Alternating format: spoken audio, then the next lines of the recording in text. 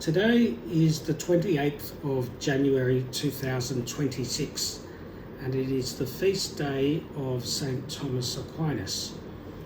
So I thought I would record a few thoughts about this wonderful saint. St Thomas Aquinas is one of those saints of the Catholic Church who is either extremely loved or is simply not understood. And I dare say that most people do not understand him. But those that have studied Thomas Aquinas love him very, very much. And his writings are life-changing. And I don't mean that from a simple faith-based point of view, in the sense that one is converted into religion. I mean it in the sense that one is seriously inspired by the work of a genius. Much the same that people in the physical sciences can be excited by Sir Isaac Newton or Einstein.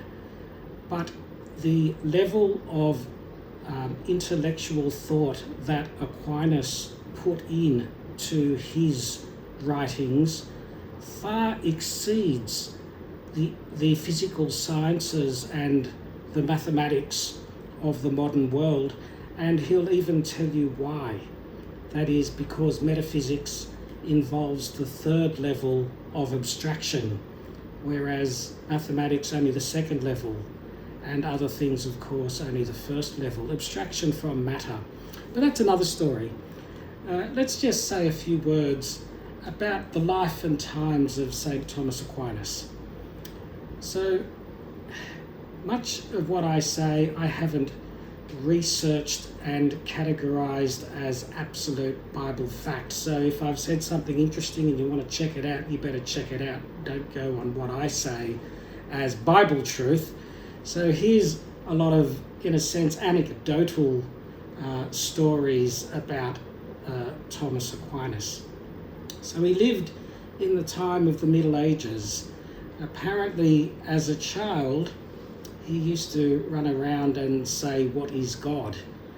Now that may or may not be true. I tend to think that it is true for the simple reason that I think most children do that. But apparently he did it. And you should bear in mind that Thomas Aquinas lived in a family that was of minor royalty. I believe his father was related, probably the cousin of the Holy Roman Emperor. And so he and his brothers and sisters lived in a castle in Roccacessa, which is still there today in Italy. And there is another story that as he was growing up, a lightning bolt came through the window into the same room that Thomas Aquinas was sleeping and killed his sister. And so he was forever more terrified of lightning storms and was later known as the patron saint of lightning storms. Can you blame them for that one? So anyway, Roccacessa is a place in Italy, and maybe one of these days I'll actually get to visit there and see this castle. But Thomas Aquinas, I believe, when he was around the age of 14 years old, and seeing that he was most interested in a religious life, his family sent him off to study at the Abbey of Monte Cassino. Now, the Abbey of Monte Cassino is a glorious abbey at the top of a hill. It's very opulent, and it would have been befitting for the loser of that family who wanted to become a priest to at least become the abbey at the abbot at the Abbey of Monte Cassino. So they sent him there to study at age 14. Now, that's a little bit telling, because for people to study at Monte Cassino, they had to speak Latin. Now, this 14-year-old, probably because of the privilege of his family, would have been taught Latin at a very young age. I'd say all of his brothers and sisters, or probably at least his brothers, could write and read Latin. And that was the prerequisite for education, because the village would have spoken Old Italian, but educated people and the written language was Latin. And so when they say that people of the Middle Ages couldn't read or write, what they really mean is that they couldn't read or write Latin because it was a whole new language. And so it became the language of educated people, and educated people were religious people, and so they were the religious people that spoke Latin. And people from all over Europe that spoke different languages could communicate with each other in the Latin language. Now, Aquinas turned out to be a literary genius in his writings of the Summa and especially of his hymns. I believe he wrote 4 or 5 hymns on the Eucharist, and the Latin in that is extraordinary. Now that's the scholastic contribution of Latin, but we'll get on to that. So he studied at the Abbey of Monte Cassino at age 14, and then, much to his family's horror, he decided to join the Dominicans. Now, the Dominicans were poor beggar friars, most unbefitting royalty or someone of his calibre. But he wanted to dispense with all of that and become a beggar friar where he could concentrate on study and preaching and conversion.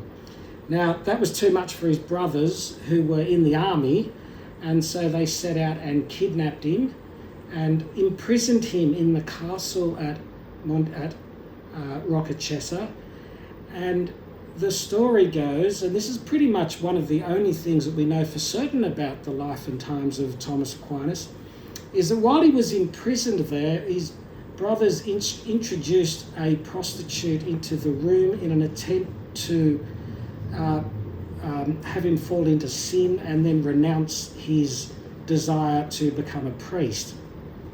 And I often think that if Thomas Aquinas had fallen into that kind of temptation, we would probably have never heard of this person or of his brothers. And yet his brothers were trying to make him something in life. They wanted to make him a soldier, or they wanted him to be a person of great standing, or at the very least the abbot at Monte Cassino. Never occurred to them that this man would go on to become one of the most revered saints in the Catholic Church throughout the centuries. But that's what happened when he chased the prostitute out of his room and he grabbed a stick from the fire and scorched the crucifix on the door behind her. And Thomas Aquinas later said that he had a vision then of angels who put a girdle around him, and from that moment on he had no sexual desires or thoughts. Now, just on that point, there is speculation that he did suffer from a medical condition that could explain that. Thomas Aquinas was known as a very large man. He was referred to later on as the dumb ox. And the rumour is also that he had a clubbed foot. Now, when you put all those things together, the large size, the clubbed foot, and the lack of sexual desire, it does fit within the medical condition, which probably has a medical name, but I only know it as giganticism. But it's some pituitary hormone problem which can affect all those things. But that may or may not be the case. We don't know for sure. But whether it is or it isn't, we know that he didn't have any sexual desire from that moment on, and he dedicated his life purely to the study of religion. But what happened from then on was quite extraordinary. He was locked up in the castle, his spirit was not broken, and eventually his sisters and his mother relented and they initiated a rescue. Now, whether he was lowered in a basket from the window or whether they just let him out the front door, we probably don't know. But they eventually let him out, and then he went and continued his pursuit of the Dominican order. Now, this is where things become interesting. he went to Cologne and later Paris. And in both places he studied under a person known as Albert the Great. Now, Albert the Great was so great that he was actually known as Albert the Great in his lifetime. But Albert the Great's contribution was to take the metaphysics of Aristotle and apply it towards the doctrine of the church. And in order to do that, he had to teach them metaphysics. So Thomas Aquinas was busy learning Aristotelian metaphysics. Now, the story goes that Thomas Aquinas, being the big man that he was, would sit at the feet of Albert the Great, and Albert the Great would lecture to his students, and many of them would ask lots of questions, but Thomas Aquinas didn't ask any questions at all. And they started to refer to him as the dumb ox.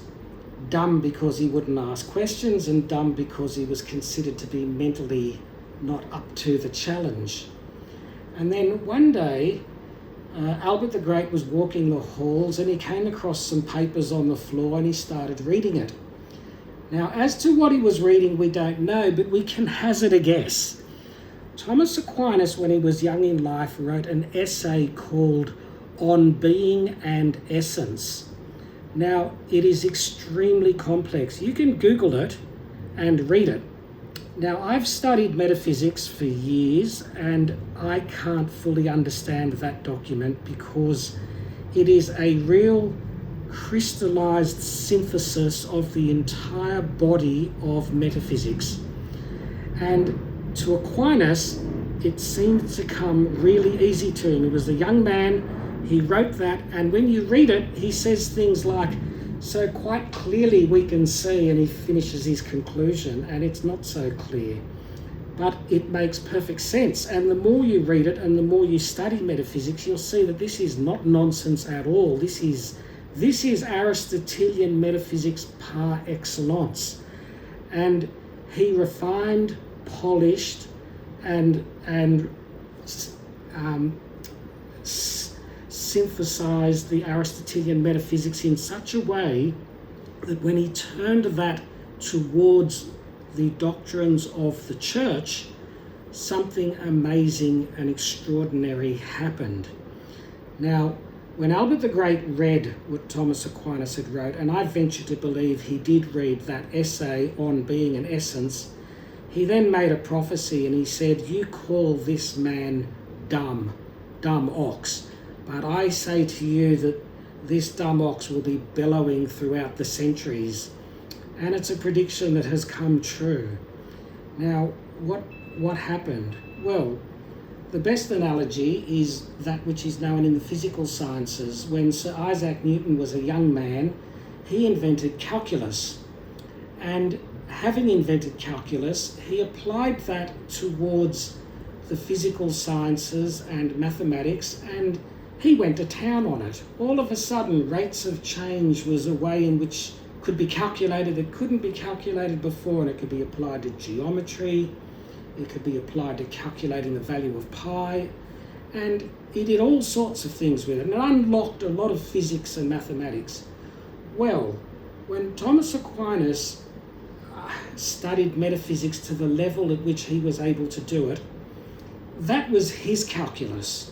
And if you could understand on being and essence, then you can understand the Summa Theologica, and you could understand the Summa Contra Gentiles and the essays and the catechisms that Thomas Aquinas wrote, because that was his calculus. And the best analogy, I think, is like this. He didn't first write the Summa Contra Gentiles. He didn't first write the Summa Theologica. His first great work was the Summa Contra Gentiles. At this point in time, the Ottoman Empire was at its peak. It was booming, and the Ottoman metaphysicians were starting to quote metaphysics and Aristotle and apply that towards the writings of Islam. And Thomas Aquinas, with the encouragement of Albus the Great, started writing what they were doing wrong. So he analysed the Arabic metaphysicians. I think one of them was called Averroes. There are others whose names don't come directly to my mind, but they're mentioned in the Summa Theologica and in On Being and Essence. And he corrected them.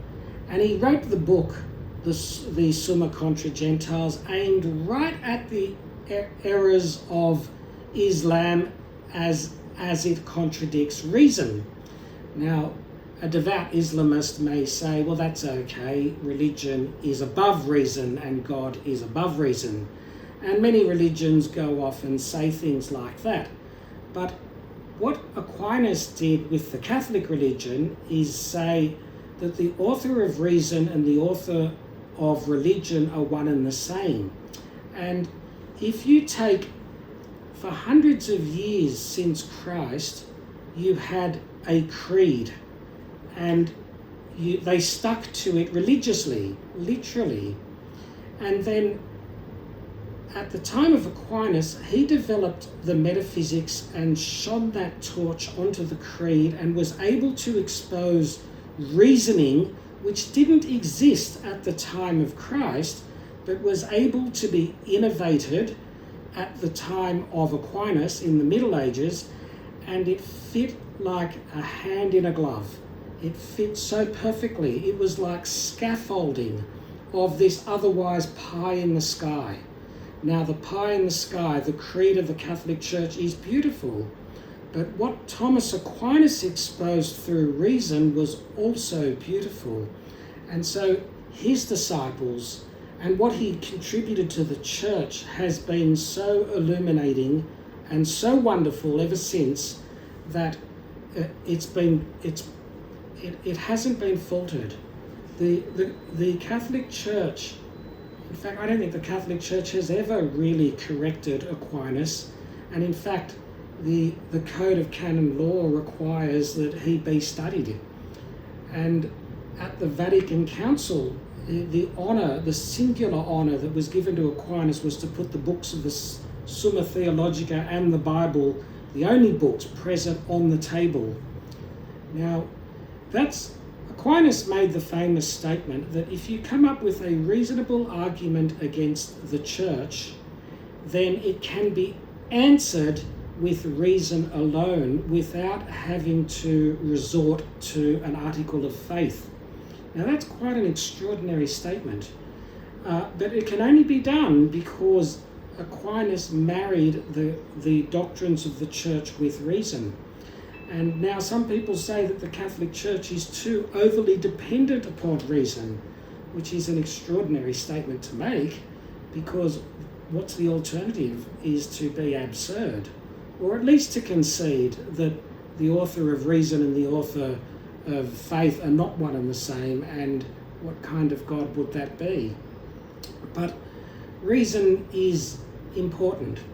So anyway, Aquinas would go on to write the Summa Theologica, and then later on they said to him, well, Master, as brilliant as you are, explain to us the Eucharist.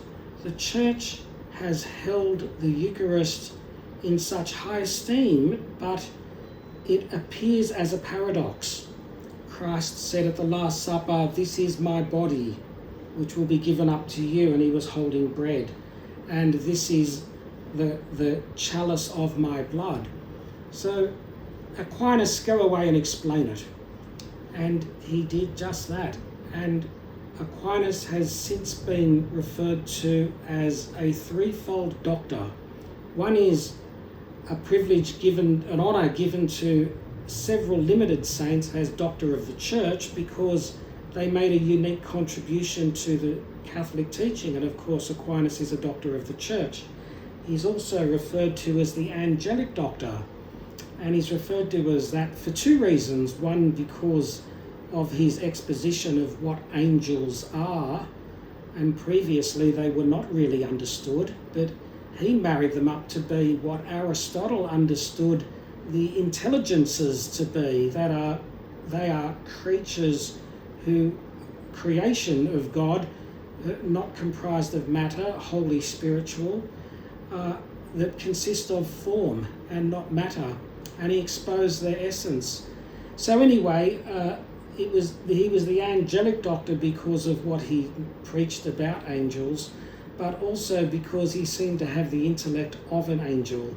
Angels don't acquire knowledge like human beings do. They're created with it. Or as my father-in-law used to say, they have a look-up table.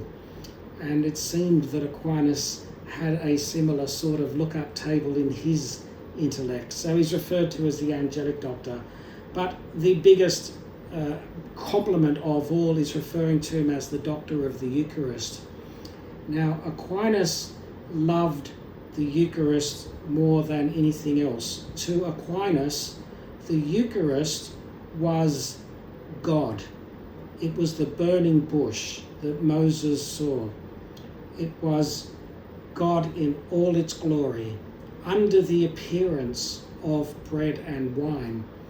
And so much so that later in life, when Aquinas was said to have had a vision of the Eucharist, of the crucifix speaking to him, the crucifix said to him, "Well hast thou written of me, Aquinas, what wouldst thou have of me?" And Aquinas said, "Only you, Lord." In fact, that line is in the last line of the hymn Adoro Te Devoti, which I hope we come to shortly if I can remember. But anyway, from that moment on, Aquinas said, everything I've written seems to me to be as straw. And he didn't complete the Summa Theologica, and his students were begging him, Thomas, you have to complete it, and he refused to complete it. It was later completed by his students. And he didn't discuss metaphysics from that moment on, but he still spoke about the Eucharist. To him, the Eucharist was everything. It was the beginning and end of life. It was all that there was. And then how did he die? Well, the rumour is, it seems that he was hit on the head and he may have died from a subdural hematoma, but of course we don't know for sure. But he was taken to a monastery because he was ill on the road, and he was sick in bed, and they brought in the Eucharist, which at the point of death is called the Viaticum, and he fell on his knees and he spoke directly to the Eucharist as if he was speaking to his God. And it was most beautiful. But that's the legacy of Aquinas. The story goes that when Aquinas, in writing these works and made such a contribution to the church, the Pope, I think his name was Urban IV, but don't quote me, look it up if it's important to you, said, Thomas, I want to make you a bishop. And he said, no, I don't want to be a bishop. And I think he was one of the only priests ever who refused a bishopric, although there probably was one or two in history, but he didn't want to be a bishop. And in fact, in the Summa Theologica, he actually says that it is unlawful for a priest to want to be a bishop. And that comes as a great surprise to a lot of priests. But anyway, that's the opinion of Aquinas, they say. But he didn't want to be a bishop, and the Pope said, well, Thomas, I have to do something to reward you. What would you want from me? And Thomas Aquinas said, I would like you to institute the feast of Corpus Christi, Latin words for of the body of Christ. And so the Pope said, well, I will do that on one condition, that you write the Mass for Corpus Christi. And so that was a deal that was accepted, and we've been celebrating the Feast of Corpus Christi ever since. It comes after Easter, after Pentecost, we get Trinity Sunday, and then I think falls the Feast of Corpus Christi.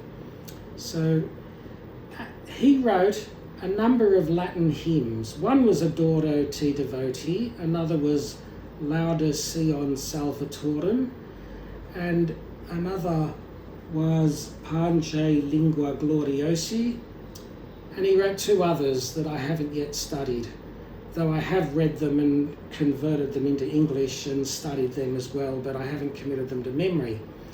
But those hymns are full of doctrine. There's never been a hymn written like it, and when sung in the beautiful Gregorian chant that they were intended with, it's very uplifting. And the hymns are so unique, and they've never been corrected by the church. They're accepted as correct. And there's a few, it's so rich in doctrine that I'll just talk about one of it.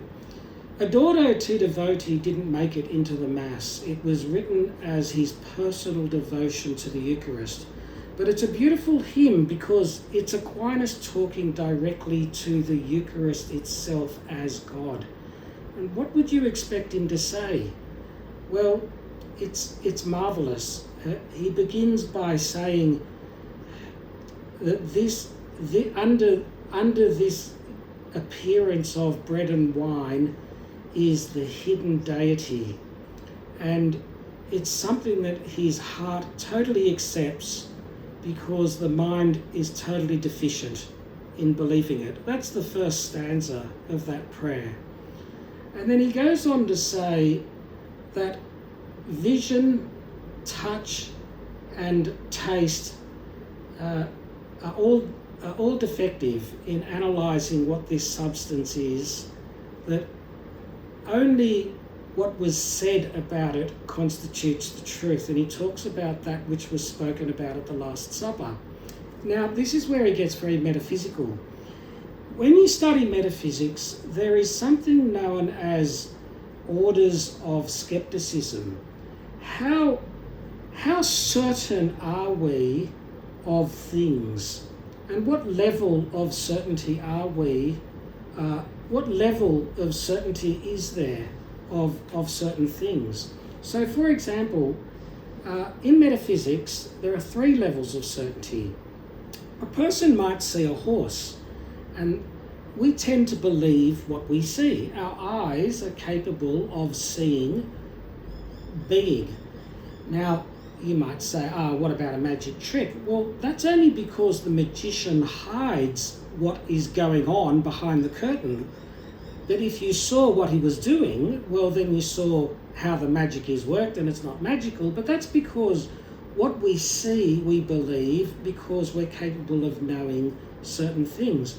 Well, there's a certain level of skepticism, but we can be reasonably certain. We're certainly certain beyond a reasonable doubt because we convict people in courts of law for murder, and we can even execute them based on what witnesses saw, and hence the word eyewitness. So we're reasonably certain of things that we see. But there's a degree of certainty, an order of certainty above that, and that's the abstraction from matter, because we can be deceived by matter, and so we can talk about mathematical certainty. So, for example, we can say 5 apples plus 5 apples equals 10 apples, and then we can abstract from that and say, well, leave the apples out and just say that 5 plus 5 equals 10. It's a purely logical statement, and it's based solely on mathematical formulae, mathematical axioms. So we have a degree of certainty of that 5 plus 5 equals 10 under the rules of mathematics, of course assuming the decimal system, etc., that gives us a certain level of certainty. But there's a level of certainty that's even above that, because mathematics is still dependent on metaphysics, which grounds that level of logic. And the fundamental axiom of metaphysics is that nothing can be both true and not true at the same time and in the same respect. And Aristotle says we can't prove that because if you had to prove everything, you couldn't prove anything. And that's the one thing that everything we know is based upon. And it doesn't necessarily have to be true. It's something that we accept as true as an axiom. And then once you accept it as true, then everything else can be said as either true or false based on the strength of that axiom. But as Aristotle says, you might not accept it, but if you don't accept it, you have to remain silent, because if you speak about it, well, then you're making a positive statement, and then you would have to rely on the axiom to actually make your statement true or false or have any value at all. So if you're going to reject it, you have to remain silent, but you can't prove it. So 5 plus 5 equals 10 is only true if there are true things, if the fundamental basic axiom of metaphysics holds, that you can't have something both true and not true at the same time and in the same respect. So, is there a truth that's even more certain than that? Aquinas says yes. The Eucharist. The Eucharist is the body and blood of Christ because we are told it is by the Son of God himself at the Last Supper. And nothing is more certain than the testimony of God. And in that song, Hymn Adoro Te Devote, the words are something like, Nil hoc vero veritatus verius. Nothing is more true than that word of truth. What he's talking about is what Christ said at the Last Supper. It was said by the Son of God, and that is what he believes to be true.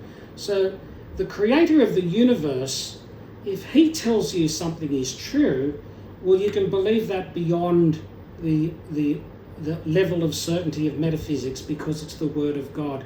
And so to Thomas Aquinas, nothing was more true than the Eucharist being the body and blood of Christ. And he was able to reconcile why it only appears as bread and wine, and yet after the consecration is no longer bread and wine. He essentially said the real miracle is twofold, but the real miracle that you're complaining about is that it still looks like bread and wine. But that's the divine power of God that allows it to stay looking like bread and wine. And he went on to say that it's not a commixture of bread and wine with the body and blood of Christ, and that would be anathema. He invented the Latin term transubstantiation, and that was in fitting with the scholastic metaphysics that Thomas Aquinas developed. Now, just on that, Thomas Aquinas was really a literary genius. His Latin was extraordinary. Prior to that time, we had classical Latin, and what comes to mind are the writings of Cicero, a politician of great persuasion, and his Latin was beautiful. It was classical Latin, and it is full of rhetorical flourish, and it brought about a way of speaking and of persuasion in the written word that wasn't previously known. But then along came the Middle Ages. Now, Church Latin developed. It followed the same rules, but its pronunciation changed a little. They polished it and softened the rough edges and started to pronounce it a little bit like Italian. And I think for the better, really, when you compare the two. But it was at its peak at the times of Aquinas. Now, Aquinas was the opposite of Cicero. He wrote the Summa Theologica with no rhetorical flourish whatsoever. It's the essence of dryness. It's absolutely mathematical, logical. I'll give you an example off the top of my head. Say he's talking about the Assumption of Our Lady, which he wrote about. The Summa Theologica would say something like this. In order that we may consider proposition X, it is first necessary to consider how proposition A implies proposition B. And in order to do this, we must first consider that proposition A involves 5 truths, 3 of which are external and 2 of which are intrinsic. And then he would go on and talk about each. No rhetorical flourish, written like an absolute agnostic, as if he's writing about God and didn't care less. It was just purely driven by logic and reasoning. Now, to someone that doesn't understand metaphysics, you can read the Summa Theologica and marvel at the conclusions that are reached. But to someone who has studied metaphysics and loves it, this dry appeal to reasoning is itself its own reward. And that is why the disciples of Aquinas love him. And his Latin is Latin that had never been written before. That was scholastic Latin. That elevated the Latin language to a level which has never been reached and has never been exceeded. Because regrettably Latin has now fallen away. The church still speaks Latin as its official language, but I use that word loosely. They don't speak it, they read and write it, but it's no longer a spoken language. But at the times of Aquinas it was. And for about 200 years afterwards it was as well. I'm thinking of St Thomas More, the Chancellor of England. He was a very educated man, and he was a Renaissance type man who could speak not only the Old English of the villages, but was quite fluent in Latin as well as ancient Greek. And the educated people could speak Latin and ancient Greek. Now, Thomas Aquinas couldn't speak Greek, but he could a little bit. And he used the services of a man whose name I can't recall to convert the Greek of Aristotle into Latin so that he could then apply that metaphysics to his writings. And it's said that he would correct a lot of that writing himself because he knew enough Greek and could understand the concepts that Aristotle was getting at. And there's a number of rumours about Thomas Aquinas. One is that when he was considered the dumb ox, some of the students said, listen, this isn't fair. I think we better go and help him out a little bit because he's obviously not keeping up.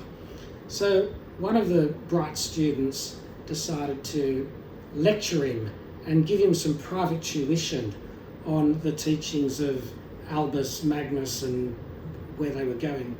And he got to a particularly difficult point and the student stalled. And Thomas Aquinas piped up and said, I think you mean this. And the student said, what do you mean? And then Thomas Aquinas, as humble as he was, started exposing his knowledge on metaphysics. And the student said, my God, this man knows more than any of us put together. And another story is that they used to do debates, and there were 2 writers, and there were 3 on the team, Aquinas and 2 others, and they all met in the room to discuss how are we going to debate this topic? What have we got? And they said, Thomas, what have you got? And he produced his writing and said, I've got this. And they read it, and the other 2 said, you know what? We'll go with that. And they wouldn't produce what they wrote. Aquinas was an excellent debater and known to be so, and they had such great debates at the time. In fact, he died on his way to a debate, and they said that if he made it, he could have probably have reconciled the East with the West, the Eastern Church with the Western Church. But anyway, they're stories of Aquinas. There's others in the books. In a book written by G.K. Chesterton on the dumb ox, about how Thomas banged the table and said, and that will settle the story of the Manichees and the heresy of the Manichees. And the king that went silent said, somebody take a note and write down that thought that priest has. Now, Apparently Thomas Aquinas was a very absent-minded person because his mind was always applied to the knowledge, always applied to the problem at hand. As G.K. Chesterton said, the absent-minded professor is absent-minded because it's really presence of mind. His mind was applied to the problem at hand.